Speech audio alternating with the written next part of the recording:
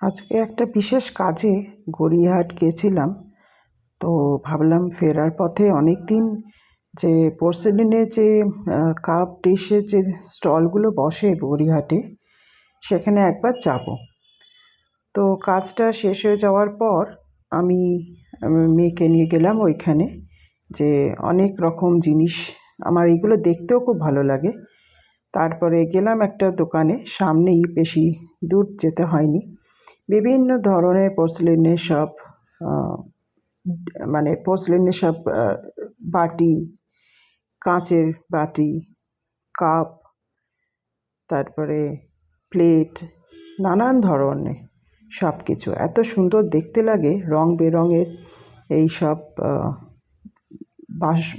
থালা বাটি, বিভিন্ন ধরনের ক্রকারি সেট বলা যেতে পারে এগুলোকে। তো তারপরে দেখলাম কত সুন্দর সুন্দর প্লাস্টিকের জলের বোতলও আছে। তুলসী মঞ্চে তুলসী গাছ রাখার জন্য সুন্দর তুলসী পটও আছে, খুব সুন্দর লাগছে দেখতে। তো এইগুলো দেখে তারপরে আস্তে আস্তে আর কয়েকটা দোকানের দিকে এগিয়ে গেলাম আমরা। সেখানে দেখছি আরও সুন্দর সুন্দর জিনিস দেখা যাচ্ছে, রং বেরঙের ডিনার প্লেট, তারপরে বোল। আবার কিছুটা দূরে গিয়ে দেখলাম ঠাকুরের মূর্তি, দোকান, পোর্সেলিনের বিভিন্ন ঠাকুরের মূর্তি।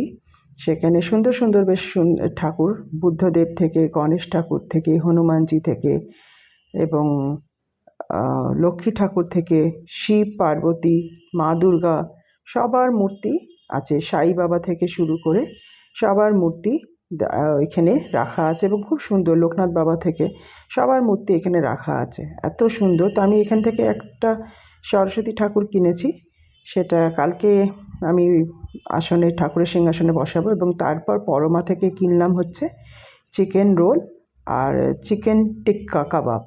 আর বাড়িতে এসে তারপরে গরম গরম কফি এই নিয়ে বসে গেলাম বিকেলে স্ন্যাক্স করতে। কারণ দুপুরবেলা যেহেতু বেরিয়েছি, লাঞ্চ করে বেরোতে পারিনি, একটু অনেক আগেই বেরোতে হয়েছে বলে, সেই জন্য আমরা ঠিক করলাম আমরা বাড়িতে এসেই স্ন্যাক্স নেব। পরমার থেকে যে কিনবো রোল আর চিকেন টিক্কা, এটা আগেই ঠিক করে গেছিলাম বাড়ি থেকে। তো তারপরে এই দেখো, আজকে এই কাচের বোলটা কিনেছি, এটা আমার বেশ